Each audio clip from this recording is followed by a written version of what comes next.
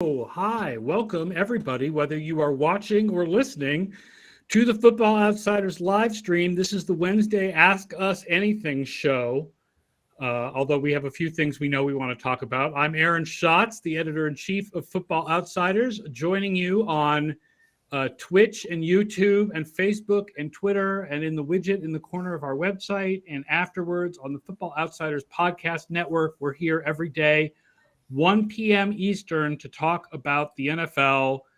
And hi to everybody. And joining me today, we've got Mike Tanier, as always. We have JP Acosta. Be aware of the new Twitter handle for JP. Make sure to follow the new Twitter handle.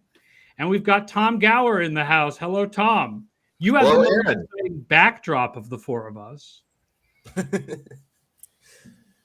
He's being blue screened. We're going to add something behind Tom later. We're going to like a angry monster or something. we gotta add that photo of Derrick Henry stiff farming Josh Norman in last year's Bills game. I suppose you don't remember the scramble after the Titans-Patriots game in 2009 when Mike Kurtz revealed that Vince Young's bootleg pass was actually incomplete to protect his receiver from an oncoming Godzilla. But if you go back to the FO call archives, it's probably still there. I was going to say it was a little cold that day for a Godzilla. I guess a rampaging snow monster would have made more sense because that was the game that was in a freak October snowstorm. The abominable snowman was coming. That's what it was. 59-0. I remember that one very well. Good times. All right. So ask us questions if you're watching live on Twitch or YouTube, which is a reason for those of you who are listening afterwards to watch live, because then you can ask us questions. And I've got a question. Mike wants to start. I have a question. See, I was on a radio station somewhere in Middle America on Monday morning, very early. And I think you had just updated the DVOA rankings, like so recently that I had not seen them. And I'm on talking about 2-point conversions and all the things you talked about on Monday morning. And the hosts were like, well, the Green Bay Packers are 10th in DVOA. What's really low? What's up with that? And my response was, the Packers are 10th in DVOA? What is up with that? And I stammered through the rest of the segment, talking about their special teams, which I figured was a safe topic, and they were 32nd. But I did read it this week. But yeah, what is up with that? That's really low. Yeah, it's weird, right? It doesn't seem to match our perception of them. Some of it is that week one game dragging them down. But I think even without that week one game, they'd only be something like 9th or 8th. And I went and I looked because I was like, okay, well, what if we use something simpler than DVOA? Let's use just points scored and allowed. And if you look at points scored and allowed and Pythagorean wins projection based on points scored and allowed, the Packers are 10th. It's like 8.8, right? Or 8.3 wins. They just have it's something like 8.5 wins compared to the actual 11 that they have. And they just have played close games and not a lot of big victories. They have the 17-0 over Seattle, but otherwise they don't have the big dominating victories that you usually associate with the best teams. And they have a lot of these close wins, like, 1 point over Baltimore. Right. And then when you look at the DVOA, for the Packers, it makes logical sense. They're number 1 passing the ball. Right. Makes logical sense, right? Yeah. Okay. They're 9th rushing. Right. They're not the best running game, but they're good, right? That's good. Okay. They're below average on defense. I don't think anybody thinks that the Packers have an above average defense, especially with no Zadarius Smith and no Jair Alexander, which is the way it's been for most of the year. Right. And they're dead last on special teams, and everyone knows their special teams suck. So if you break it down into the parts that go into DVOA, it kind of makes total logical sense. I guess the only thing you might argue about is that their lead passing the ball is small and should be larger. I guess I had to go back and look at their resume and realize that it was a lot of wins over those middleweight teams, like all those sort of AFC also ran teams, those NFC teams that are below the big guys, and it's all by final scores like 27-17 or I don't have the exact numbers in front of me. Yeah, they've got 3 wins around mid-season where they beat like mid-range teams by like 10 points apiece. Yeah, like Washington. Yeah. By like 10 points. And I would go, but you watch those games and it was like, yeah, that was a handy victory, and it wasn't necessarily a victory that was in a lot of doubt, but it's not this dominating win. It's something that could have tripped. And I guess the Browns are the same way coming up this week. Here's a middleweight team. If they get their guys back, if it's not the Nick Mullins experience, this looks like another game that could end up being 24-17. That's I guess that's not a middle of the pack team, but that's like a cut below what you would expect at the top of the DVOA pool. Aaron, have you looked at post-game win expectancy for the Packers relative to other teams at the top of the standings? No, that's an interesting idea, since I created that this year to sort of add together all the post-game win expectancies. I know that the Minnesota game that they lost, they actually came out higher than Minnesota in that game. Like in that game, they actually had a fairly high rating. Yeah. That was an odd game. And of course, that was a game where a lot of what happened was Kirk Cousins throws a would-be interception drop. Kirk Cousins throws an interception and it's called back for a penalty, et cetera, and the Vikings get a win out of that. But yeah, that would be the closest thing they have to like a bad win. They don't have, a bad loss. They don't have a bad loss on their resume since week 1. But they don't have, I guess, except for the Rams game, a superior win where you say, the Seattle game did not come out as high in DVOA as I would have expected. But 17-0 is that's a solid win. Yeah, they shut out Seattle. We know in retrospect that Russell Wilson's finger is not right. Right. And that they're not the Seattle offense we think they are. But still, 17-0 is that's a nice good win. Right. I think the way to think about the Packers is they're a really good team. They might not blow teams out. Like they're not going to have the highest like DVOA in terms of like, yeah, we're just going to beat teams by 30, 40 plus each week, but they're going to handily win games. It's really weird because like, if you look at the box score after the game, like say you hadn't watched the Packers play and you look at the box score and it's like, oh, wow, they only beat this team by like 7 or 10. Was it really a close game? No, it really wasn't. The team made a furious comeback to backdoor cover. The team backdoor covered against the Packers. They have a lot of backdoor covers this year. So they really are kind of a weird team, I guess, in terms of how we look at them in DVOA versus how we look at them on the field, because we know how good they are on the field, but DVOA is kind of different. It's a great test. Is it better to be a team that consistently wins by small amounts, like the Packers, or to be a team that's all over the freaking place, but when you add it all up, you're pretty awesome, like Buffalo? Right. And there's a lot that goes into that, because when you put Aaron Rodgers on top and say, well, yes, this guy is capable of adding value in these situations, whereas you don't necessarily know that about Josh Allen. You don't know that about these other teams. But I found it surprising, but then when I started looking at who's ahead of them, factors and all the factors we mentioned, it's like, oh yeah, somebody has to be 10th. Somebody's going to be below the Patriots and below the Buccaneers, and that's kind of where the Packers end up. I wrote in the piece yesterday, there are other advanced metrics that put more weight specifically on the quarterback, like ESPN's FPI. Okay. So ESPN's FPI has them higher than we do, but they still only have them 6th. Despite the fact that they have the best win-loss record, ESPN's FPI still has 5 teams ahead of the Packers. So that's sort of how I feel, is like we might be underrating them a little bit. Right. But I don't think DVOA is wrong when it suggests they're not the best team in the league. Right. That seems reasonable. Like, I doubt we're underrating them a ton. Like, we're probably underrating them a little bit. Makes and sense. They're better than where we have them rated, but I don't think that they're number 1. Despite the fact that in wins and losses, they're number 1. And in chances of getting a number 1 seed, they're number 1.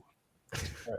And with the defensive players likely to come back, if they're going to get Zadarius Smith, or if they're going to get Jair Alexander, then it's easy to say, okay, they're better than DVOA, and they're better than where something like FPI has them, or a subjective adjustment to DVOA for Aaron Rodgers.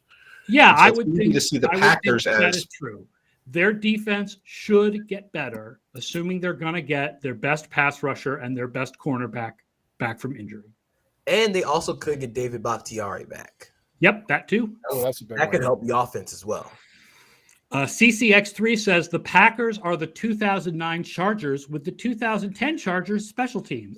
I will say the Packers special teams are bad, but they're not that bad.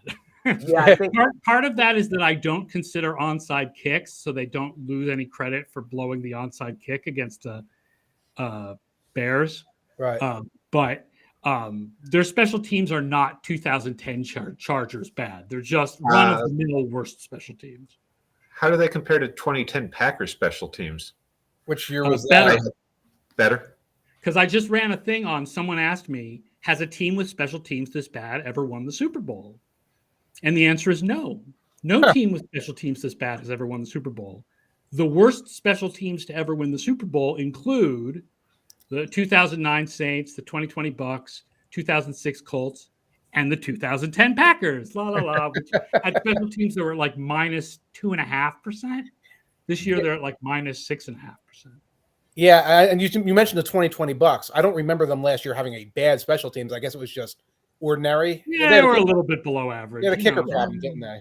I mean, this Packers special teams unit is like, I'm not going to say like historically bad, because they don't make the same like bone crushing mistakes as like missed field goals or completely failed recovering onside kicks. But like, it's just small stuff where like penalties on kick returns, muffed punts, bad punt coverage, bad punts. It's the kind of small stuff that adds up to making it one of the worst, if not the worst, special teams unit in the league. That's it. And it's hard to correct when it's all of that. Yeah. You know, because I think I was on last week. It's like, oh, they're gonna add Russell Douglas to the kick coverage unit. Well, that doesn't affect penalties, shank punts, all these other things. It doesn't help. Yeah, and one player doesn't usually make a big difference like that. I mean, only the major players make a big difference in things. Right. We have so many questions now. Yes. I want to get to a lot of these. Patrick Seeley kind of went off here with a lot of questions. I think I can summarize by saying, if I said that the Patriots should have gone for it on 4th and goal from the 7, but I also say that DVOA is broken, and therefore doesn't that mean that that's broken?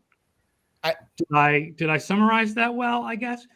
So the coaching decisions model is the EdjSports model. It's not my model. I'm not the one who sort of programs that model. It uses DVOA in that it uses DVOA to determine the strengths and weaknesses of the teams. Mm-hmm. So it uses DVOA, weighted DVOA actually, to determine, for example, that the Patriots passing game and running game are much better than the Houston Texans. Right. And so when you're judging whether a team should go for it on a certain 4th down, you want to sort of judge based on the running game and the passing game that they have. Mm-hmm. And then you can do something interesting, which is you can look at the numbers on a decision, and then you can sub in like the worst offense in the league against the best defense in the league and see, would the decision have still held? Because a lot of times coaches will say, well, we felt that we weren't playing well that day. Mm-hmm. So, we didn't want to go for it. And you say, okay, well, what if you really weren't playing well that day? What if instead of playing like the Patriots, you were playing like Houston? Mm-hmm. What would it say? It turns out, by the way, that the 4th and goal comes out as something like a 3.5% win probability error to go for it. To kick the field goal there rather than going for it. If you sub in the Houston Texans offense, so effectively the worst offense in the league, it's only a 1.5% error. Right. So, I mean, I think that Belichick made an error there, but it's not a huge, egregious, like the worst error of all time. The error that he made earlier in the season against Tampa, when he had Nick Folk kick a field goal from 56 yards in the rain, instead of going for 4th and 3, is a much bigger error than what happened this Saturday. So what you're saying is you could, to sort of stress test the model, say, okay, let's say you're going for it and you're the Texans and you're facing the 1985 Bears. Right. What are your probabilities? And run it and say, you still should be going for it now as the Texans against the Bears. So that is sort of like beyond anyone's logic or opinion. That's a mistake what you did. Okay. And then when you throw in, well, you're not the Texans, you are the Patriots, and those aren't the 85 Bears, they're a mortal team. The percentages only get higher and it becomes more of an error. And Patrick Seeley says a rookie's fourth game against Tampa. Are there any inputs for that? Well, yes. We just addressed that. Yeah, we do our best to estimate how good we think teams are going in to that game. So the ratings that we use for the Patriots now are based on most of a season worth of data. Right. The ratings that we used going into week 4 were primarily projections. And they were projections based on having a rookie quarterback. Right. So the offense that we assumed the Patriots had in week 4 was not as good as the offense that we assume they have now, because back then it was a rookie in his 4th game. And now we've seen what the Patriots can do over the course of 13 games.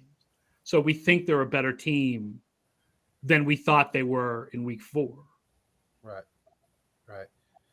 I think we've exhausted what we can do in a podcast discussing this. Patrick, our emails are open. Yeah, I mean, feel free to ask some more questions about it over email. It's the fact is, actually, the funny thing, I mean, I've been talking about this a lot over the last few days. This may be the most that we've talked about analytics in the major football media ever. Yeah. The last week between Brandon Staley's decisions against Kansas City, Harbaugh going for 2 at the end against Green Bay, and a little tiny bit Belichick, but not a lot Belichick. The Belichick decision pales in the in New England, it's a big deal, but in the national discussion, it pales in comparison to the Brandon Staley decisions and the John Harbaugh decision. But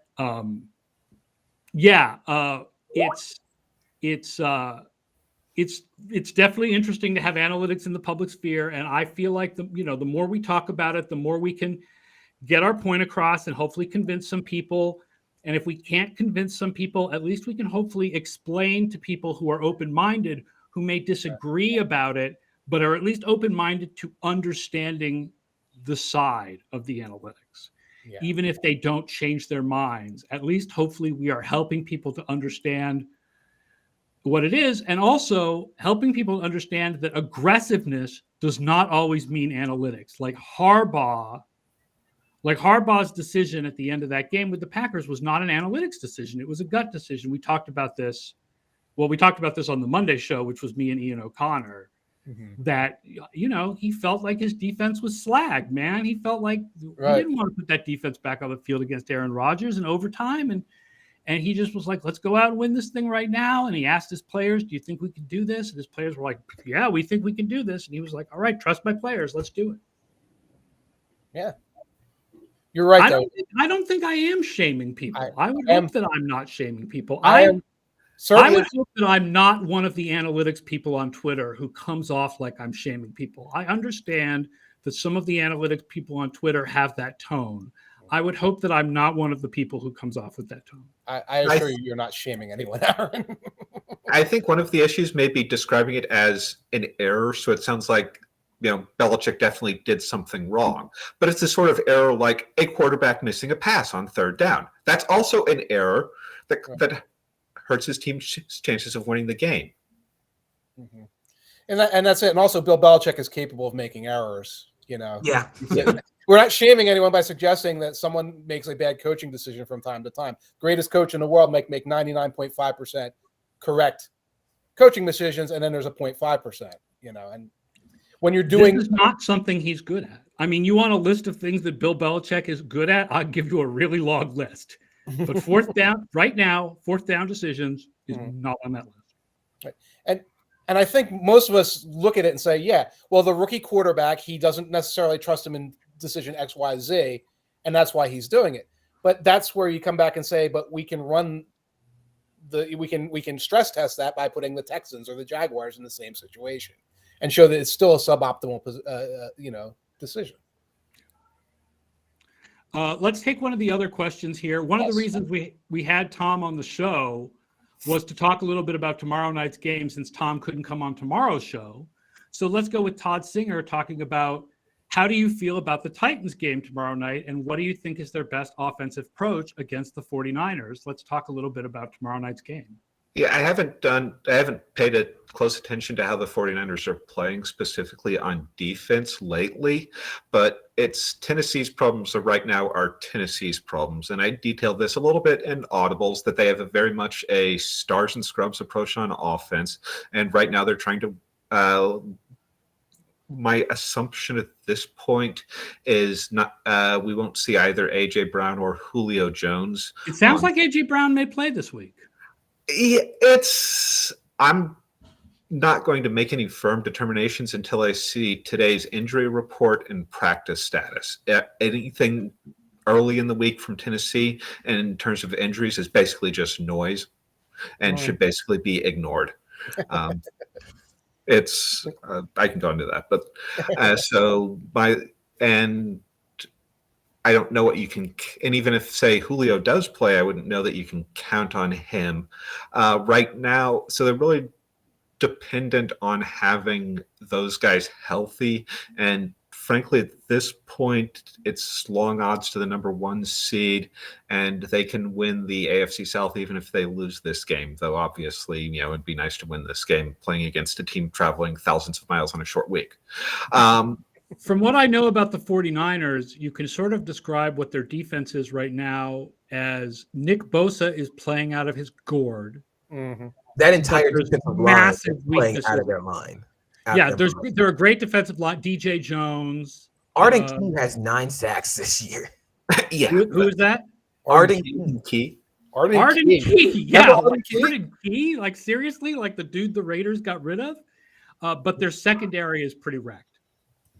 Yeah, and so one of Tennessee's issues right now is the offensive line isn't playing particularly well, and it doesn't hold up in pure pass situations in particular, and they don't have the run game to really, they ran for yards against the Steelers, but it wasn't that efficient. And they do this weird thing where where first down's a pass, it's the second down is a run, and if first down's a pass, second down is a run. It's like they do that something like 70% of the time. So it's this weird, bizarre thing to watch, and I'm having a hard time getting over it. But they really need the receivers they have don't separate very well, and Tannehill doesn't have the same level of trust in terms of timing that the receivers will be there, and they don't, and none of them are fast. So it has a very limited passing game. They don't go downfield very much, and Tannehill, and it's hard to run a precise timing offense when you don't have a ton of trust with the receivers or their ability to gain separation. So I think Tennessee is in sort of like get by mode, especially with, TJ Watt had some plays where he wrecked their game plan. Right tackle David Kessenberry would be nice if some of John Robinson's high picks on right tackles the past 2 years had panned out, but we're still waiting on that. So I think the key for this game will be Tennessee's defense holding the San Francisco offense down. In that case, I'd look for play action against the linebackers Tennessee ends up using. Last game, it was a lot of Rashaan Evans and Zach Cunningham in his first game with Tennessee, and both those guys have shown vulnerability to play action in the past. So I think that's really the key to this game, and making sure that San Francisco doesn't get ahead and in control of this game against Tennessee's offense. I was going to say, I think that's probably my matchup to watch for in this game. I think San Francisco's offense is playing at a really high level right now, especially with the way they can manipulate linebackers and second-level defenders. It's all Kyle Shanahan's offense does. It basically puts your linebackers and your safeties in a blender. And I think Zach Cunningham, Rashaan Evans, Jayon Brown, I think they're a very underrated group in terms of Tennessee's defense, in terms of how we talk about them. We know Jeffrey Simmons and Nico Autry, they're going to get after it. They're going to get after San Francisco's front. Kevin Byard is going to make plays in the back end. But I think that linebacker group is going to be huge, especially in this game, because they're going to throw Deebo Samuel in the backfield a lot. They're going to use George Kittle in a lot of different ways. If they can't stop Deebo Samuel when he's lined up in the backfield, or stopping, or not even stopping, but neutralizing George Kittle in the passing game downfield, then it could be a really tough game for Tennessee's defense. And that goes back to what you were saying, Tom, about the play action vulnerability, because that's what they're going to want to do with those players. Yeah, I think at the beginning of the season, Zach Cunningham was one of the best linebackers in the league in terms of run support. He's got great numbers against the run for the last couple of years, and just terrible against the pass. So it's going to be – I'm really intrigued to see what they do when Deebo's lined up in the backfield. Are they going to put a safety there just in case of the passing game? But they've been running downhill, like running back, run action with him in the backfield. So are you going to substitute a safety there and lose a little bit of that run support? Or are you going to risk having Rashaan Evans or Zach Cunningham left on an island against Deebo Samuel in potential pass situations? This is the future of the NFL. Deebo Samuels and Cordarrelle Patterson's playing the halfback role, replacing the running backs, so that you have to put these stresses on the defense. It is really cool. When in the NBA, we have a lot of what people describe as positionless players that are coming in. We're now starting to see that in the NFL on both sides of the ball. You have Cordarrelle Patterson, you have your Deebo Samuel, and then on defense, you have guys like Tyrann Mathieu who line up everywhere on the field. You have Derwin James, Isaiah Simmons. Yes. It's really cool to see. And Tennessee's version of that player on defense is Elijah Molden. Oh, yeah. Elijah Molden's fun. I think he I don't know how to describe it, but he plays with so much fire and intensity for being a smaller corner, like a smaller slot corner. Mm-hmm. It's really fun. It kind of unlocks that energy level for that defense. Do you think he might be lined up against Deebo? He's largely been a third safety, and San Francisco loves base personnel so much and two tight ends that I think Tennessee would match up in their base 3-4 and just take their chances with one of their linebackers. Does Byard cover Kittle?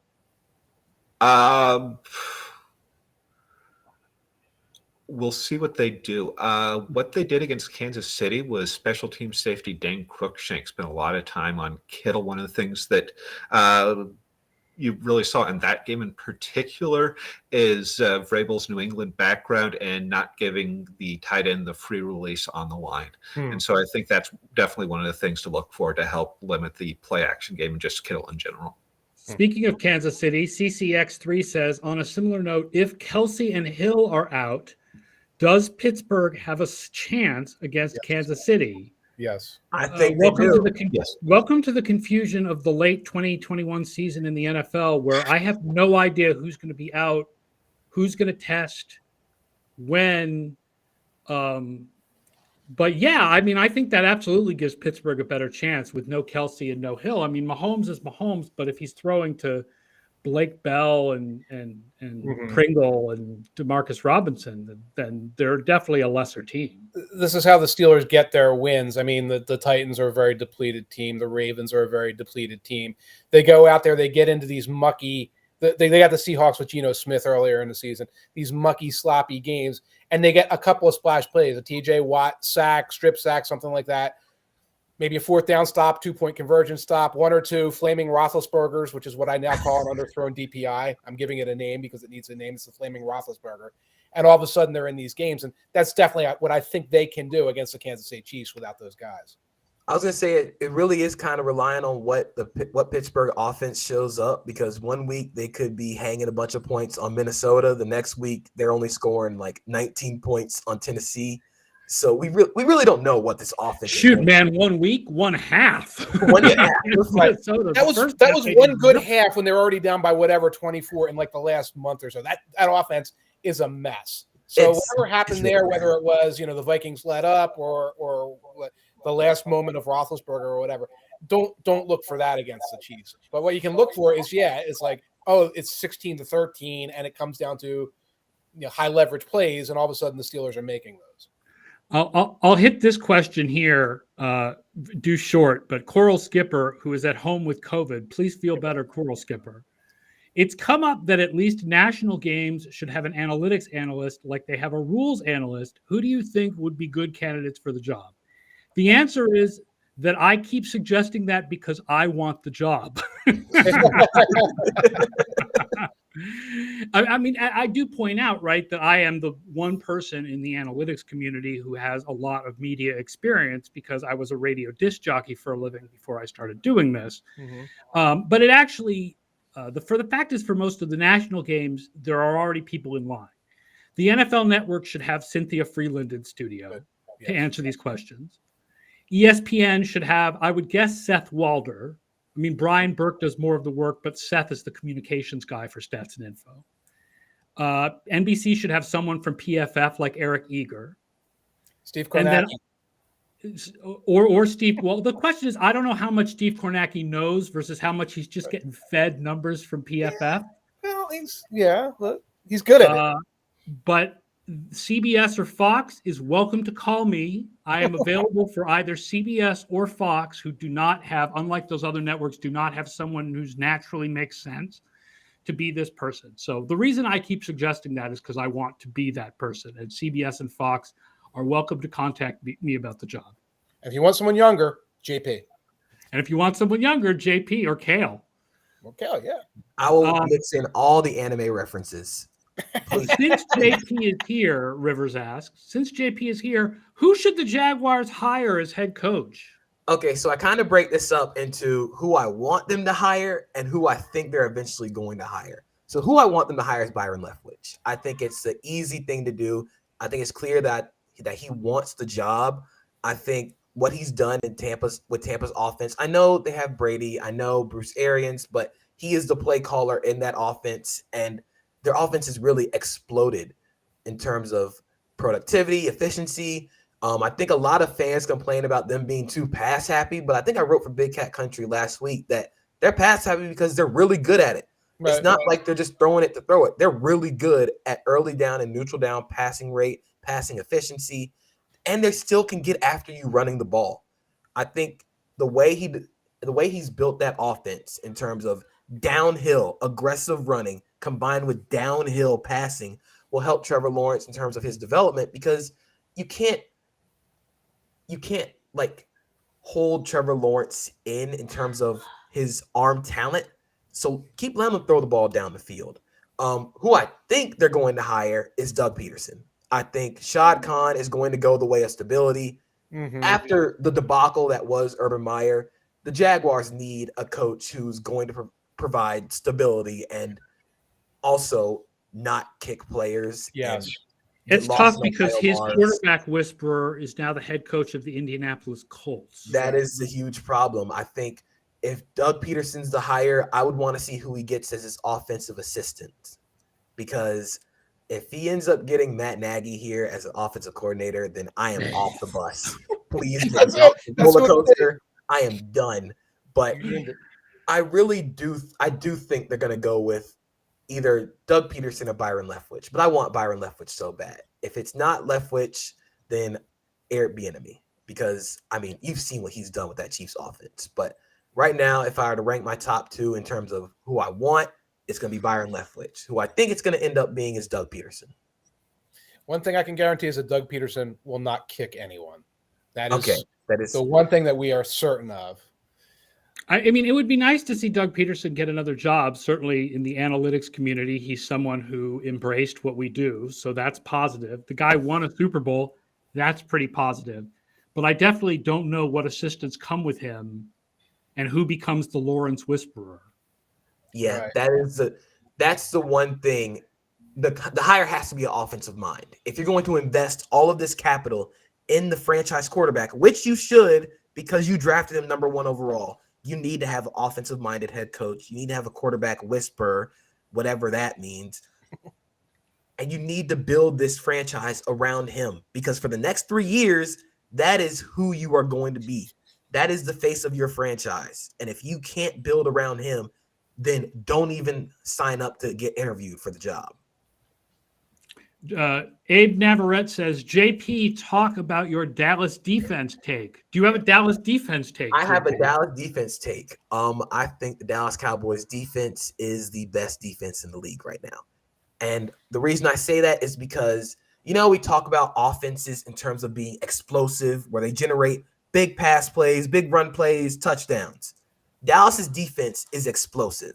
They get tackles for loss, they get sacks, they create turnovers. Those are the big three in terms of explosive defense. They play a lot more single high man coverage than I thought they would, which is a huge, props to Dan Quinn for changing up his style of defense to match his personnel. But they can get after you in different ways. I mean, one week you'll have Micah Parsons lining up on the edge, and you'll have Randy Gregory opposite him and DeMarcus Lawrence on the inside. Next week, against Washington, they had Micah Parsons rushing from depth as an off-ball linebacker.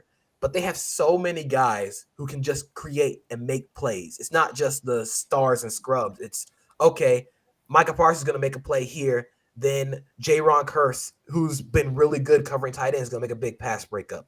Trevon Diggs is going to get an interception. Leighton Vander Esch is going to make some good run stops.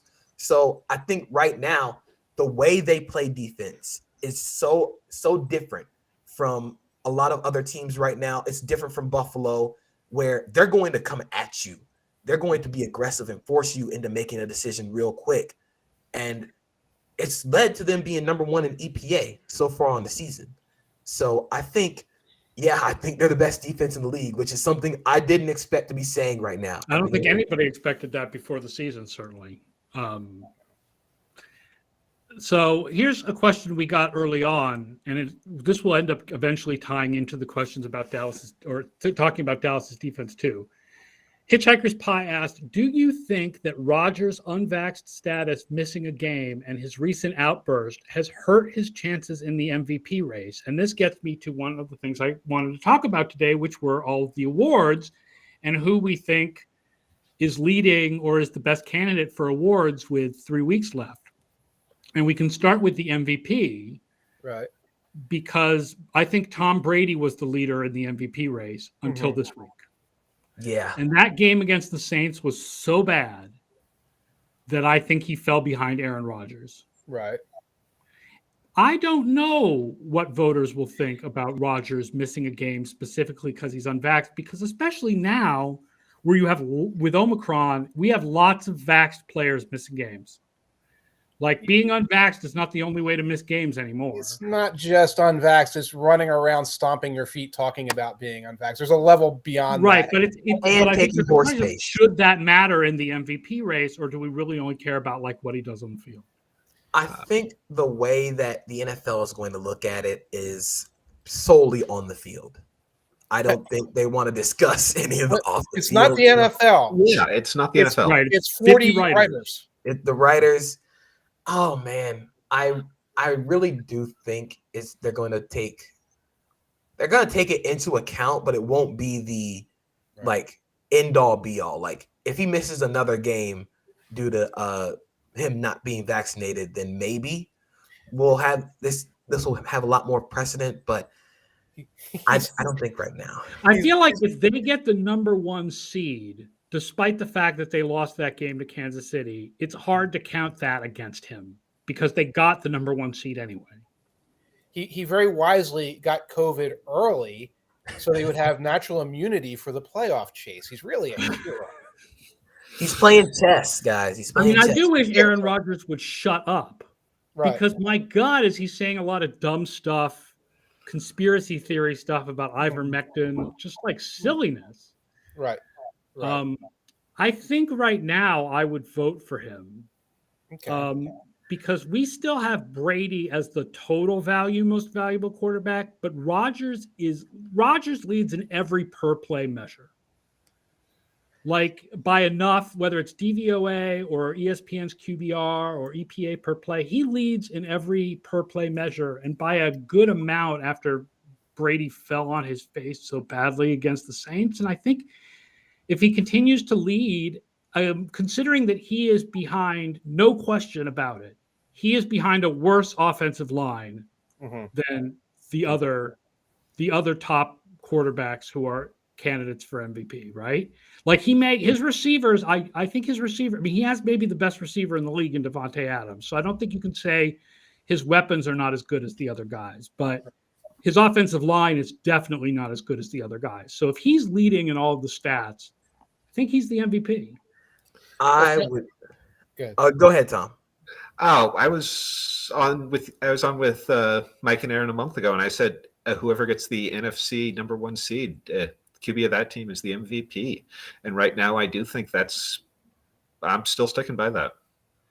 That if Green Bay loses and Tampa Bay ends up as the number 1 seed, they have bad tiebreakers, but it could happen. Then I do think you do need to give Brady the MVP. I think if Dallas gets the 1 seed, Prescott does not win the MVP. Okay. That's fair with how the Dallas offense has played lately. But between Kyler, Arizona still has an outside shot, and then Brady and Rodgers, then I think I'm just voting for whoever gets the NFC number 1 seed, and it'll really come. And then if Dallas does end up with the number 1 seed, then I probably am leaning Brady right now, but it's still a relatively open race compared to something like Defensive Rookie of the Year.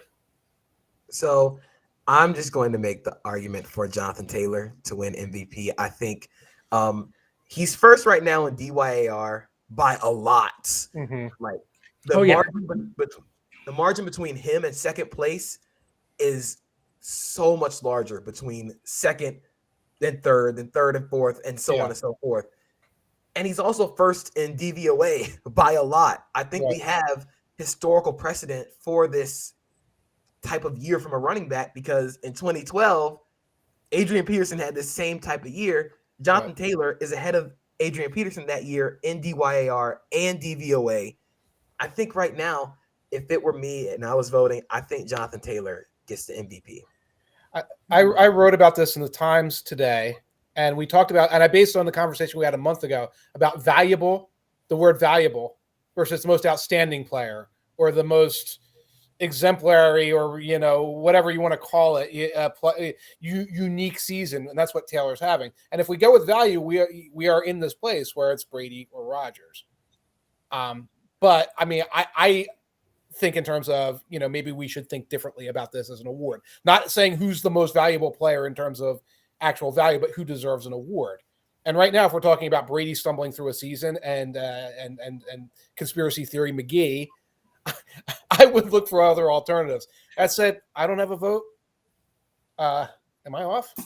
No, something just went wrong with the discussion thread, I think, but we'll be fine. Okay. What I think is going to happen is it's going to be a close, probably a 2-person, maybe a 3 or 4-person race in the end, because I think some voters are going to look for an opportunity to not vote for Rodgers. They're going to look for the opportunity. Did Brady have a couple good seasons at the end against the Jets? Okay, good. That's fine. One possibility I do think is Taylor wins because the quarterbacks all split ticket. The people who think like me, who think it has to be a quarterback because passing is simply more valuable than rushing. Something like the top 14 or 15 passing games in the league are more efficient than the Colts running game, as good as Taylor is. But it also brings up another question, which is offensive player of the year. Right. Because if you're willing to vote for a non-quarterback for MVP, then the 2 offensive player of the year candidates become MVP candidates. Right. Not just Jonathan Taylor, but Cooper Kupp. Right. Yep, he is right now on pace to set the all-time record for receiving DYAR. Now, he wouldn't set the all-time record in only 16 games, but he's on pace to set the record. Right. In 17 games. He's having an unbelievable season. So if you consider Taylor, do you also consider Kupp? In which case, who's better, Taylor or Kupp? I'm not even sure how to answer that question. I did a poll on my Twitter, and the poll on my Twitter came out with 60% Kupp. And this is for offensive player of the year. This is for offensive player of the year. Yeah. Right. Yeah, I think I went with Kupp here for Offensive Player of the Year, just because he's on pace to break Calvin Johnson's single-season receiving record. And if you think about the gap between when Calvin Johnson broke it and Jerry Rice set the record, and Calvin Johnson broke it. And now we're here between Calvin Johnson and Cooper Kupp. I think he's been fantastic this year. He's currently the Triple Crown leader in receptions, receiving yards, and touchdowns. Yeah. It's got to be kind of an easy choice. If Taylor wins MVP, I think Cooper Kupp Offensive Player of the Year. Are you comfortable, JP, then with quarterbacks getting shut out of the awards? Because then we go almost in the other direction. I am very comfortable with that. Okay. I think I'm all for this. I'm honestly comfortable with that ready for because the I'm comfortable with the idea that if a quarterback doesn't win MVP, that Offensive Player of the Year has to go to either Taylor or Kupp. And Patrick Staley points out Jonathan Taylor had big moments, and writers love storylines. We sure do. Which is true about Taylor, where we're still waiting for one of these quarterbacks. So you don't know if in the last 2 or 3 weeks one of these quarterbacks is going to have that moment. Right. And like I remember that clinches a playoff spot or something. And I remember last year we were talking about your MVP vote a couple of weeks before the end of the season, and then Stephon Diggs had this huge game, the next to last game of the year, Monday Night Football, and I think that ended up sealing his place on the All-Pro team. Yes. Right. And Right. We have 3 weeks left, and Brady plays the Panthers, Jets, and Panthers during those 3 weeks. So he hasn't lost the MVP title yet. And here I am standing for Tom Brady to win the MVP award, ladies and gentlemen. boy. Yeah. The world turned upside down. I go back to the idea that the quarterbacks might split the vote and Taylor might win it. Right. It's an interesting idea, though. It sounds like we all kind of think voters are more likely to vote for Taylor for MVP than Kupp. Yeah. Even if they're willing to vote for Kupp for Offensive Player of the Year. Would we all kind of agree on that? Yeah. I think so. I'd also kind of attribute that to their quarterbacks because there is a large difference between Matthew Stafford and Carson Wentz. That's true. And the perception of like, well, Cooper Kupp's doing all this, yada, yada, yada, because he has Matthew Stafford at quarterback now. Right. And Jonathan Taylor has Carson Wentz, who completed 5 passes out of 12 on Saturday. Right. So I think that has something to do with it. Here's another one that's hard. Defensive Player of the Year. Oh, God. I struggled with this until I looked up kind of the numbers. I'm going to look up the odds. I'm going with TJ Watt. And when you look at the numbers, he's first in pass rush win rate. I think he's 5th in run stop win rate as an edge defender. He's first in sacks. He's 2nd in tackles for loss. He's first in forced fumbles, and he's done it in 12 games. I think Myles Garrett has a huge case, as does Trevon Diggs. But I think right now, TJ Watt is one of the most dominant defenders in the NFL in terms of game-changing plays. I think Trevon Diggs is out because the interception streak stopped. Yeah. And it's too early in the season for people to remember. But I'll bring up 2 other names, Micah Parsons. Mm-hmm. Yep. And then the comment that Ben Baldwin made on Twitter last night, which is, honestly, Aaron Donald should win Defensive Player of the Year every year until he retires. Mm-hmm. By the way, Donald's at plus 800, as I think most of the House believes. He's had 3 awards. He'd have to do something significant. Parsons is at plus 300, as the House thinks, like I think. We'll just give him Rookie of the Year, and be happy, kid. Diggs is at plus 1,000. We're on the same page there. Watt is at plus 175, and Garrett is down to plus 400. Garrett's gone down a little bit. Had a good game on Monday night. I don't know if anyone noticed. But TJ Watt is now the favorite there, and I'm pretty comfortable giving it to TJ Watt. I mean, you can't really argue between either of those guys. They're all having great seasons. Yeah, they're having fantastic seasons, but TJ Watt has 17.5 sacks in 12 games. That is an unbelievable run. Parsons, because what Parsons can do by moving around the defense and playing so many roles is so special. Mm-hmm. I understand that one too, and I have it written down for Defensive Rookie of the Year, but right. TJ that Watt, one doesn't even deserve discussion, honestly. Yeah. Let me look up the odds real quick. TJ Watt's played phenomenal this year. The odds for Micah Parsons are at minus 10,000. Minus 10,000. Bet $10,000 to win 100 on Micah Parsons, folks. That's smart money. What are the Offensive Rookie of the Year odds at this point? One moment as I look them up, and it is going to be It's Burrow and Chase, or I'm sorry, Mac and Chase. Mac at minus 700, Chase at plus 400, and then goofiness. As a gambler, you go with Chase. I love the case for Rashawn Slater or Creed Humphrey, but the voters are never going to vote for an offensive lineman. It's not going to That's happen. who I was going to make the case for. I'm going to fully nerd out and say I think Creed Humphrey should win Offensive Rookie of the Year.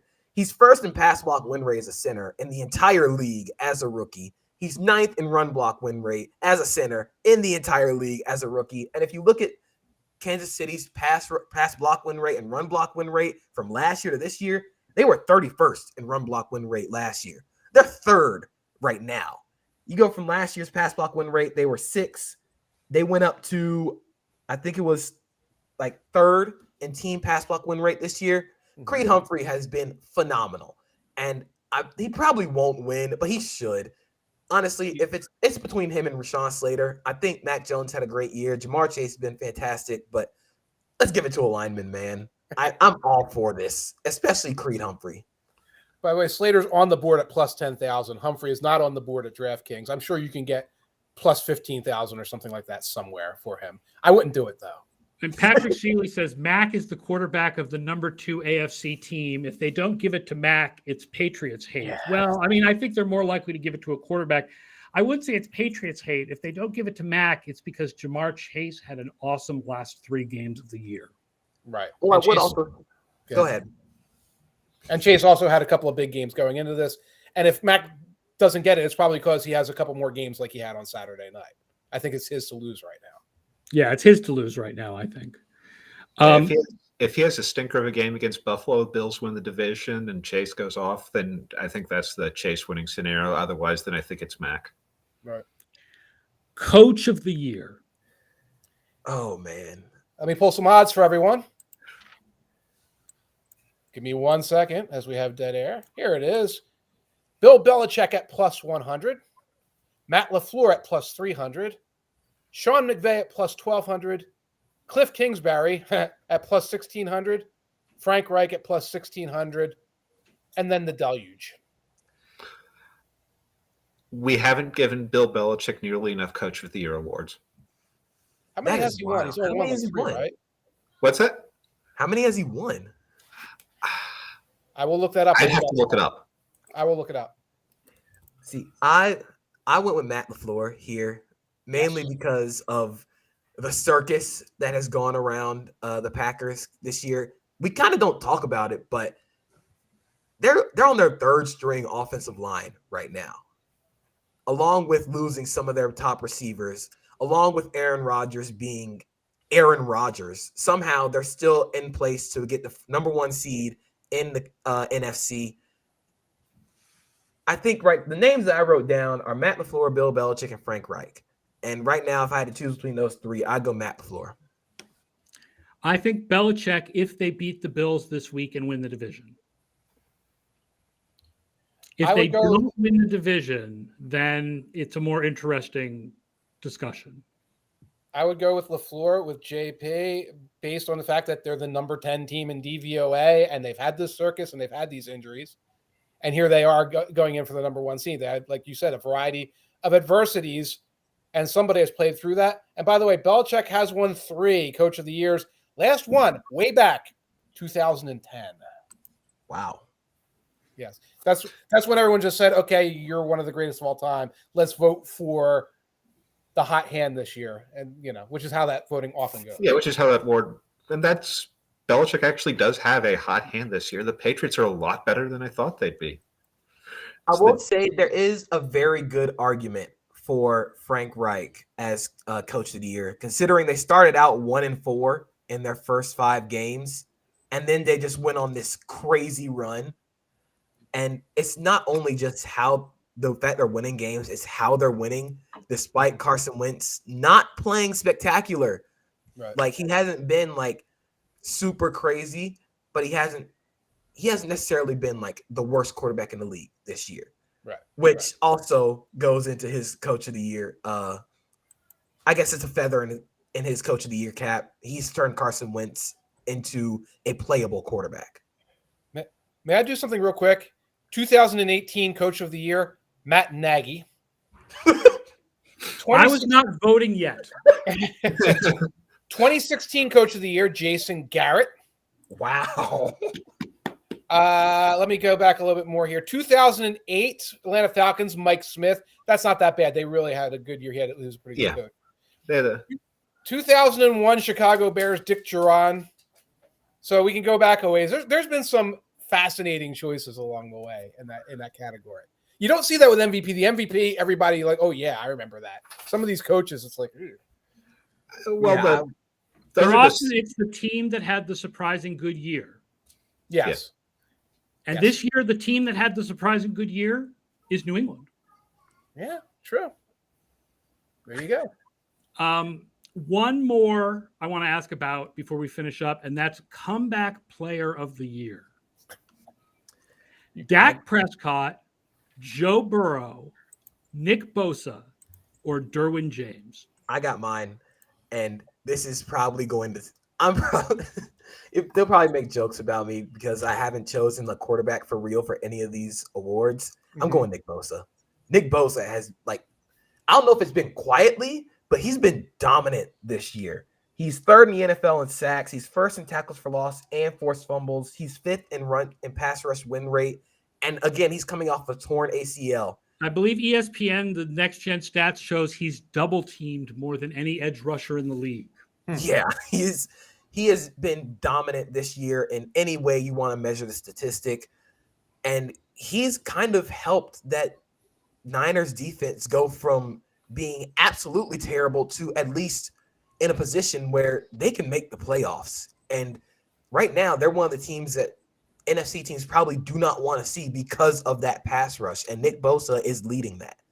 I think Dak Prescott probably gets my second place vote. I also wrote down Joe Burrow. Derwin James is a really interesting case because you can really measure the impact when he's on the field versus off the field. Perfect example is Thursday against Kansas City. When he was on the field, Travis Kelce didn't go off. When he went off the field, Travis Kelce almost had 200 yards receiving and won the game.